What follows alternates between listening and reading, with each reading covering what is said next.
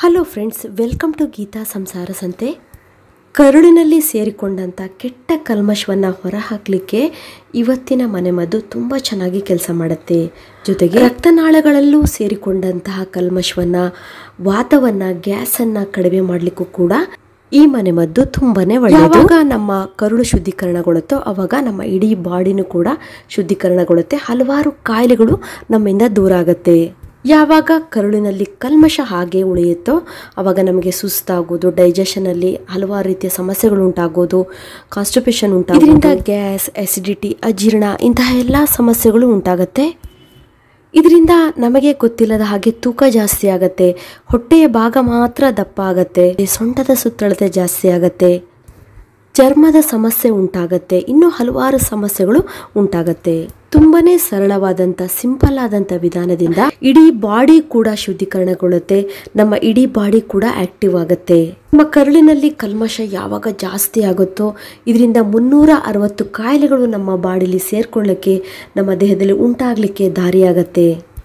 ಇವತ್ತಿನ ಮನೆಮದ್ದು ಕರುಳನ್ನು ಶುದ್ಧೀಕರಣ ಮಾಡುವುದೆಂದೆಲ್ಲ ನಮ್ಮ ದೇಹದ ರಕ್ತನಾಳಗಳನ್ನು ಕೂಡ ಶುದ್ಧೀಕರಿಸುವಂತಹ, ರಕ್ತನಾಳಗಳಲ್ಲಿ ಸೇರಿಕೊಂಡಂಥ ಕೊಬ್ಬನ್ನು, ಕಲ್ಮಶವನ್ನು ಹೊರಹಾಕಲಿಕ್ಕೆ ತುಂಬಾನೇ ಸಹಾಯ ಆಗುತ್ತೆ. ಇದರಿಂದ ಏನಾಗುತ್ತೆ, ನಮ್ಮ ಬಾಡಿ ತುಂಬಾನೇ ಹಗುರಾಗುತ್ತೆ, ಕೈಕಾಲು ನೋವು ಕಡಿಮೆ ಆಗುತ್ತೆ, ಕೈಕಾಲುಗಳು ಹಿಡಿಯುವುದು, ಕೈಕಾಲುಗಳ ಭಾಗದಲ್ಲಿ ಅಂದರೆ ಮಸಲ್ಸಲ್ಲಿ ಗಂಟುಗಳಾಗುವುದು, ನೋವು ಬರ್ತಾ ಇರೋದು, ನಮ್ಮ ದೇಹ ಸುಮ್ಮನೆ ಭಾರ ಅನಿಸ್ತಾ ಇರುತ್ತೆ, ಸುಸ್ತಾಗುವುದು, ಮತ್ತು ಸ್ಕಿನ್ ಡಲ್ ಆಗುವುದು, ಜೊತೆಗೆ ನಮ್ಮ ಬೊಜ್ಜನ್ನು ಕರಗಿಸ್ಲಿಕ್ಕೂ ಕೂಡ ಇದರಿಂದ ತುಂಬಾನೇ ಹೆಲ್ಪ್ ಆಗುತ್ತೆ. ಹಾಗಾದ್ರೆ ಬನ್ನಿ ಫ್ರೆಂಡ್ಸ್, ಈ ಮನೆಮದ್ದು ಹೇಗೆ ಮಾಡೋದು ಅಂತ ನೋಡೋಣ.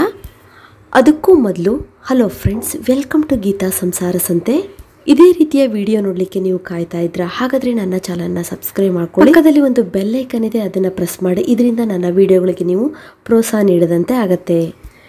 ಈಗಾಗಲೇ ನೀವು ವಿಡಿಯೋದಲ್ಲಿ ನೋಡಿರ್ತೀರಾ, ಈ ಸೊಪ್ಪು ಯಾವುದು ಅಂತ ಆಲ್ರೆಡಿ ನಿಮಗೆ ಗೊತ್ತಿರುತ್ತೆ. ಗೊತ್ತಾಗಿಲ್ಲ ಅಂದರೆ ಈ ಸೊಪ್ಪನ್ನು ನಾವು ಕೊತ್ತಂಬರಿ ಸೊಪ್ಪು ಅಂತ ಹೇಳಿ ಕರಿತೀವಲ್ವಾ. ಕೊತ್ತಂಬರಿ ಸೊಪ್ಪಂತೂ ನಾವು ಚಟ್ನಿ ಮಾಡಲಿಕ್ಕೆ, ನಮ್ಮ ಮಸಾಲೆ ಪದಾರ್ಥಗಳಲ್ಲಿ ಸಾರು ಮಾಡಲಿಕ್ಕೂ ಕೂಡ ನಾವು ಇದನ್ನು ಉಪಯೋಗಿಸ್ತೀವಿ.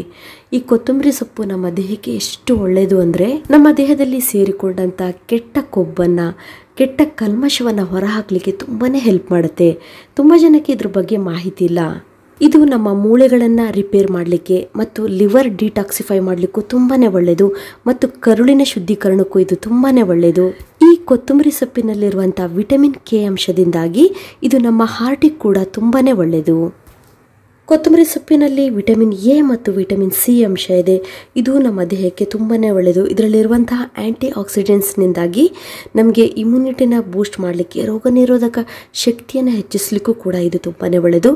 ಜೊತೆಗೆ ಇದರಲ್ಲಿ ಐರನ್ ಕಂಟೆಂಟ್ ಮತ್ತು ಕ್ಯಾಲ್ಶಿಯಂ ಕಂಟೆಂಟ್ ತುಂಬಾ ಇದೆ.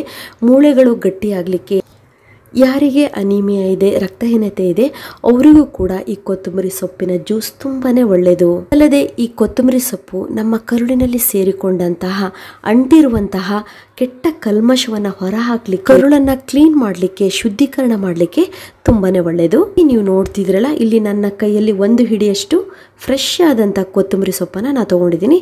ನೆಕ್ಸ್ಟ್ ನಾವು ಇದಕ್ಕೆ ಬೆಳ್ಳುಳ್ಳಿಯನ್ನು ತಗೊಳ್ಬೇಕು. ಬೆಳ್ಳುಳ್ಳಿ ಕೂಡ ನಮ್ಮ ದೇಹದ ಆರೋಗ್ಯಕ್ಕೆ ತುಂಬಾ ಒಳ್ಳೆಯದು. ಬೆಳ್ಳುಳ್ಳಿ ಕೂಡ ನಮ್ಮ ಕರುಳಿನಲ್ಲಿ ಸೇರಿಕೊಂಡಂಥ ಕೆಟ್ಟ ಕಲ್ಮಶ ಹೊರಹಾಕಲಿಕ್ಕೂ, ಅದಲ್ಲದೆ ಅಲ್ಲಿ ಯಾವುದೇ ರೀತಿಯ ಕೆಟ್ಟ ಬ್ಯಾಕ್ಟೀರಿಯಾಗಳಿದ್ರು ಅದನ್ನು ನಾಶ ಮಾಡಲಿಕ್ಕೂ ಕೂಡ ತುಂಬಾ ಒಳ್ಳೆಯದು. ಗ್ಯಾಸ್ ಅಥವಾ ಅಸಿಡಿಟಿ ಆಗಿದ್ರು ಅದನ್ನು ಕಡಿಮೆ ಮಾಡುತ್ತೆ. ಜೊತೆಗೆ ನಮ್ಮ ದೇಹದ ರಕ್ತನಾಳಗಳಲ್ಲಿ ಸೇರಿಕೊಂಡಂಥ ಕೊಬ್ಬನ್ನು, ಕೆಟ್ಟ ಕಲ್ಮಶವನ್ನು ಹೊರಹಾಕಲಿಕ್ಕೂ ಕೂಡ ತುಂಬಾ ಒಳ್ಳೆಯದು. ಮತ್ತು ದೇಹದಲ್ಲಿ ಸೇರಿಕೊಂಡಂಥ ಬೊಜ್ಜನ್ನು ಕರಗಿಸ್ಲಿಕ್ಕೂ ಕೂಡ ಬೆಳ್ಳುಳ್ಳಿ ತುಂಬಾ ಒಳ್ಳೆಯದು. ಅದೇ ಬೆಳ್ಳುಳ್ಳಿ ಸೇವನೆ ಮಾಡ್ತಾ ಬಂದರೆ ರಕ್ತನಾಳಗಳಲ್ಲಿ ಸೇರಿಕೊಂಡಂಥ ಕೆಟ್ಟ ಕೊಲೆಸ್ಟ್ರಾಲನ್ನು ಕೂಡ ಇದು ಮೇಂಟೈನ್ ಮಾಡುತ್ತೆ. ಅದ್ರ ಜೊತೆಗೆ BP ಕೂಡ ನಾರ್ಮಲ್ ಇರುವ ಹಾಗೆ ಮಾಡುತ್ತೆ. ಮತ್ತು ಈ ಬೆಳ್ಳುಳ್ಳಿಯಲ್ಲಿ ವಿಟಮಿನ್ ಸಿ ಮತ್ತು ವಿಟಮಿನ್ B6 ಎನ್ನುವ ಅಂಶ ಇದೆ. ಜೊತೆಗೆ ಅಲೆಸಿನ್ ಎನ್ನುವಂಥ ಒಂದು ಅಂಶ ಇದೆ. ಈ ಎಲ್ಲ ಅಂಶಗಳು ದೇಹದಲ್ಲಿರುವಂಥ ಕೆಟ್ಟ ಕಲ್ಮಶವನ್ನು ಹೊರಹಾಕಲಿಕ್ಕೂ ಕೂಡ ತುಂಬಾ ಹೆಲ್ಪ್ ಆಗುತ್ತೆ. ಯಾವಾಗ ನಮ್ಮ ದೇಹದಲ್ಲಿ ರಕ್ತನಾಳಗಳಲ್ಲಿ ಸೇರಿಕೊಂಡಂಥ ಕಲ್ಮಶ ಹೊರಹಾಕಲ್ಪಡುತ್ತೋ ಆವಾಗ ಹೃದಯ ಸಂಬಂಧಿ ಕಾಯಿಲೆಗಳು ಬರೋದಿಲ್ಲ. ಜೊತೆಗೆ ಕೈಕಾಲು ನೋವು ಬರುವುದು, ವಾತಕಸ ಉಂಟಾಗುವುದು, ಕೈಕಾಲು ಹಿಡಿಯುವುದು, ಮಂಡಿ ನೋವು ಇಂತಹ ಸಮಸ್ಯೆಗಳು ಕೂಡ ಬರುವುದಿಲ್ಲ. ಇವಾಗ ನಾವಿಲ್ಲಿ 2 ಬೆಳ್ಳುಳ್ಳಿಯನ್ನು ತೊಗೊಂಡಿದ್ದೀವಿ ನೋಡಿ. ಇದು ಮೀಡಿಯಂ ಸೈಜ್ ಬೆಳ್ಳುಳ್ಳಿ. ಸ್ವಲ್ಪ ದೊಡ್ಡ ಹೆಸರಾದರೆ ನೀವು 1 ಬೆಳ್ಳುಳ್ಳಿ ಹೆಸರನ್ನು ತೊಗೊಂಡ್ರೆ ಸಾಕು. ಇನ್ನೊಂದು ಮುಖ್ಯವಾಗಿ, ಈ ಬೆಳ್ಳುಳ್ಳಿ ಸೇವನೆ ಮಾಡುವುದರಿಂದ ಅಜೀರ್ಣ ಸಮಸ್ಯೆಯನ್ನು ಕಡಿಮೆ ಮಾಡುತ್ತೆ. ಅಂದರೆ ಹೊಟ್ಟೆಯಲ್ಲಿ ಬ್ಲೋಟಿಂಗ್ ಆಗೋದು, ಗ್ಯಾಸ್ ಸೇರಿಕೊಳ್ಳುವುದು, ಇಂತಹ ಎಲ್ಲ ಸಮಸ್ಯೆಯನ್ನು ಕಡಿಮೆ ಮಾಡಲಿಕ್ಕೆ ಬೆಳ್ಳುಳ್ಳಿ ತುಂಬಾ ಒಳ್ಳೆಯದು. ಇವಾಗ ಕೊತ್ತಂಬರಿ ಸೊಪ್ಪು ಮತ್ತು ಬೆಳ್ಳುಳ್ಳಿನ ಯಾವ ರೀತಿ ಉಪಯೋಗಿಸಬೇಕು ಅನ್ನೋದನ್ನು ಹೇಳ್ತೀನಿ. ಫಸ್ಟ್ ನಾವು ಕೊತ್ತಂಬರಿ ಸೊಪ್ಪನ್ನು ಚೆನ್ನಾಗಿ ನೀರಿನಲ್ಲಿ ತೊಳ್ಕೊಬೇಕು. ಈ ರೀತಿ ಒಂದು ಪಾತ್ರೆಯಲ್ಲಿ ಹಾಕ್ಕೊಳ್ಬೇಕು. ಇದಕ್ಕೆ ನಾವು ಶುದ್ಧವಾದಂಥ ಕುಡಿಯುವಂಥ ನೀರನ್ನು 2 ಗ್ಲಾಸ್ ನೀರನ್ನು ಹಾಕ್ಕೊಳ್ಬೇಕು. ಸಾಧ್ಯವಾದಷ್ಟು ಕೊತ್ತಂಬರಿ ಸೊಪ್ಪು ಫ್ರೆಶ್ ಆಗಿರಬೇಕು. ಜೊತೆಗೆ ಕೊತ್ತಂಬರಿ ಸೊಪ್ಪು ಹೈಬ್ರಿಡ್ ಆಗಿರಬಾರ್ದು. ಅದು ನಾಟಿ ಕೊತ್ತಂಬರಿ ಸೊಪ್ಪು ಅಂತ ಹೇಳ್ತೀವಲ್ಲ, ಅದನ್ನು ನೀವು ಉಪಯೋಗಿಸಿದರೆ ತುಂಬಾ ಒಳ್ಳೆಯದು. ಇವಾಗ ನಾವು ಇದಕ್ಕೆ 2 ಎಸಳು ಬೆಳ್ಳುಳ್ಳಿನ ಸ್ವಲ್ಪ ಜಜ್ಜಿಬಿಟ್ಟು ಇದಕ್ಕೆ ಸೇರಿಸ್ಕೊಳ್ಳೋಣ. ಬೆಳ್ಳುಳ್ಳಿ ಡೈಲಿ 2 ಎಸಳಾದರೆ ಸಾಕು. ಅದಕ್ಕಿಂತ ಜಾಸ್ತಿ ಪ್ರಮಾಣದಲ್ಲಿ ನಾವು ಉಪಯೋಗಿಸೋದು ಅಷ್ಟು ಒಳ್ಳೆಯದಲ್ಲ. ಇವಾಗ ನಾವು 2 ಬೆಳ್ಳುಳ್ಳಿನ ತೊಗೊಂಡಿದ್ದೀವಲ್ವ, ನೋಡಿ ಈ ರೀತಿ ಕ್ರಷ್ ಮಾಡೋಣ. ಇಲ್ಲಾಂದರೆ ನೀವು ಅದನ್ನು ಕಟ್ ಮಾಡಬೇಕಾದ್ರೆ ಬೆಳ್ಳುಳ್ಳಿನ ಹಾಕ್ಕೊಳ್ಬೋದು. ತುಂಬ ಜನಕ್ಕೆ ತುಂಬಾ ಹೊಟ್ಟೆಗೆ ಸಂಬಂಧಪಟ್ಟ ಸಮಸ್ಯೆಗಳು ಯಾವಾಗಲೂ ಇರುತ್ತೆ. ಕಾರಣ ಇಷ್ಟೇ, ಅವರು ಕರುಳಿನಲ್ಲಿ ಕಲ್ಮಶ ತುಂಬಿರೋದಕ್ಕೆ ಹೀಗಾಗತ್ತೆ. ನಾವಿವಾಗ 2 ಗ್ಲಾಸ್ ನೀರನ್ನು ಈ ಕೊತ್ತಂಬರಿ ಸೊಪ್ಪು ಬೆಳ್ಳುಳ್ಳಿಗೆ ಹಾಕಿದ್ದೀವಲ್ಲ, ಇದು 1 ಗ್ಲಾಸ್ ನೀರಿನಷ್ಟು ಚೆನ್ನಾಗಿ ಬತ್ತಬೇಕು. ಇವಾಗ ನೀವು ನೋಡ್ತಿದ್ದೀರ ಚೆನ್ನಾಗಿ ಕುದಿ ಬರ್ತಾ ಇದೆ. ಒಂದು 2 ರಿಂದ 3 ನಿಮಿಷ ಚೆನ್ನಾಗಿ ಮೀಡಿಯಂ ಫ್ಲೇಮಲ್ಲಿಟ್ಟು ಕುದಿಸ್ಕೊಳ್ಳಿ. ಈ ರೀತಿ ಚೆನ್ನಾಗಿ ಕುದ್ದಾದ್ಮೇಲೆ ಸ್ಟವನ್ನು ಆಫ್ ಮಾಡಿಬಿಡಿ. ಸ್ವಲ್ಪ ಇದು ತಣ್ಣಗಾಗೋವರೆಗೂ ನಾವು ವೇಟ್ ಮಾಡಬೇಕು. ಇವಾಗ ಈ ಕಷಾಯ ಚೆನ್ನಾಗಿ ತಣ್ಣಗಾಗಿದೆ. ಇದನ್ನು ಒಂದು ಗ್ಲಾಸಿಗೆ ನಾವು ಫಿಲ್ಟ್ರ್ ಮಾಡ್ಕೊಳ್ಳೋಣ. ತುಂಬಾ ಸೂಪರ್ ಆಗಿರುವಂಥ ಇವಾಗ ಈ ಕಷಾಯ ಚೆನ್ನಾಗಿ ತಣ್ಣಗಾಗಿದೆ. ಇದನ್ನು ಒಂದು ಗ್ಲಾಸಿಗೆ ನಾವು ಫಿಲ್ಟ್ರ್ ಮಾಡ್ಕೊಳ್ಳೋಣ. ತುಂಬಾ ಸೂಪರ್ ಆಗಿರುವಂಥ, ತುಂಬಾ ಟೇಸ್ಟಿಯಾಗಿರುತ್ತೆ. ಅಷ್ಟೇನು ಒಗರಿರೋದಿಲ್ಲ. ತುಂಬ ಈಸಿಯಾಗಿ ನಾವು ಇದನ್ನು ಕುಡಿಬೋದು. ಎಷ್ಟು ಚೆನ್ನಾಗಿರುವಂಥ ಒಂದು ಕಷಾಯ ತಯಾರಾಯ್ತಲ್ವ. ಇದು ನಮ್ಮ ಆರೋಗ್ಯಕ್ಕೆ ಅಮೃತವಾಗಿ ಕೆಲಸ ಮಾಡುತ್ತೆ. ಇವಾಗ ನಾವು ಇದಕ್ಕೆ ಇನ್ನೊಂದು ಮುಖ್ಯವಾದಂಥ ಪದಾರ್ಥವನ್ನು ಸೇರಿಸಬೇಕು. ಆ ಪದಾರ್ಥ ಯಾವುದು ಅಂದರೆ ಆ್ಯಪಲ್ ಸಿಡರ್ ವಿನೆಗರ್ ಅಂತ ಹೇಳಿ. ಇದು ನಿಮಗೆ ಅಂಗಡಿಗಳಲ್ಲಿ ಸಿಗುತ್ತೆ, ಆಯುರ್ವೇದಿಕ್ ಶಾಪಲ್ಲಿ ಕೂಡ ಇದು ಸಿಗುತ್ತೆ. ಈ 1 ಲೋಟ ಕಷಾಯಕ್ಕೆ ನಾವು 2 ಸ್ಪೂನಷ್ಟು ಟೀ ಸ್ಪೂನ್ ಅಷ್ಟು ನಾವು ಆ್ಯಪಲ್ ಸಿಡರ್ ವಿನೆಗರನ್ನು ಸೇರಿಸ್ಕೊಳ್ಬೇಕು. ಇದು ಕೂಡ ನಮ್ಮ ಕರುಳಿನ ಶುದ್ಧೀಕರಣಕ್ಕೆ, ನಮ್ಮ ರಕ್ತನಾಳಗಳ ಶುದ್ಧೀಕರಣಕ್ಕೆ ತುಂಬಾ ಒಳ್ಳೆಯ ಕೆಲಸವನ್ನು ಮಾಡುತ್ತೆ. ಇವಾಗ ಚೆನ್ನಾಗಿ ಮಿಕ್ಸ್ ಮಾಡಿದ್ದೀವಲ್ಲ, ತುಂಬಾ ನ್ಯಾಚುರಲ್ ಆಗಿ ನಮ್ಮ ಹೊಟ್ಟೆಯನ್ನು ನಾವು ಶುದ್ಧೀಕರಣ ಮಾಡ್ಕೊಳ್ಬೋದು.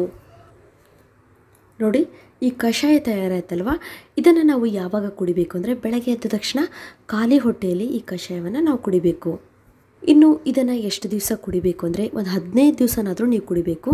ಮಿನಿಮಮ್ 1 ತಿಂಗಳು ಬೆಳಗ್ಗೆ ಎದ್ದ ತಕ್ಷಣ ನೀವು ಈ ಕಷಾಯವನ್ನು ಕುಡಿಯೋದ್ರಿಂದ ನಿಮ್ಮ ಹೊಟ್ಟೆ ನಿಧಾನವಾಗಿ ಕ್ಲೀನ್ ಆಗ್ತಾ ಬರುತ್ತೆ. ನಿಮ್ಮ ಇಡೀ ಬಾಡಿ ಫ್ರೆಶ್ ಆಗುತ್ತೆ. ನಿಮ್ಮ ಜೀರ್ಣಕ್ರಿಯೆ ಸರಿಯಾಗತ್ತೆ. ಕೈಕಾಲುಗಳ ನೋವು ಬರ್ತಾ ಇದ್ರೆ ಅದು ಸರಿಯಾಗುತ್ತೆ. ನಿಧಾನವಾಗಿ ತೂಕ ಕೂಡ ಕಡಿಮೆ ಆಗ್ತಾ ಬರುತ್ತೆ. ಜೊತೆಗೆ ಹೊಟ್ಟೆಗೆ ಸಂಬಂಧಪಟ್ಟ ಎಲ್ಲ ಸಮಸ್ಯೆಗಳು ಕಡಿಮೆ ಆಗೋದ್ರ ಜೊತೆಗೆ ಹೊಟ್ಟೆಯ ಸುತ್ತಳತೆ ಕೂಡ ಕಡಿಮೆ ಆಗುತ್ತೆ. BP, ಶುಗರ್ನಂಥ ಸಮಸ್ಯೆಗಳು ಕೂಡ ನಿಮ್ಮ ಹತ್ರ ಬರೋದಿಲ್ಲ. ಹೃದಯ ಕೂಡ ತುಂಬಾ ಚೆನ್ನಾಗಿ ಕೆಲಸ ಮಾಡುತ್ತೆ. ನೋಡಿದ್ರಲ್ಲ ಫ್ರೆಂಡ್ಸ್, ವಿಡಿಯೋ ನೋಡಿದ್ದಕ್ಕೆ ನಿಮಗೆಲ್ಲರಿಗೂ ಧನ್ಯವಾದಗಳು. ಇದೇ ರೀತಿಯ ಉತ್ತಮ ಮಾಹಿತಿಯುಳ್ಳ ವಿಡಿಯೋಗಳಿಗಾಗಿ ನನ್ನ ಚಾನಲ್ನ ಸಬ್ಸ್ಕ್ರೈಬ್ ಮಾಡ್ಕೊಳ್ಳಿ. ಮತ್ತು ಅವಶ್ಯಕತೆ ಇರೋರಿಗೆ ಈ ವಿಡಿಯೋ ಶೇರ್ ಮಾಡಿ. ಮತ್ತೆ ಭೇಟಿಯಾಗೋಣ ಹೊಸದೊಂದು ವಿಡಿಯೋದೊಂದಿಗೆ. Till then be happy, take care, bye.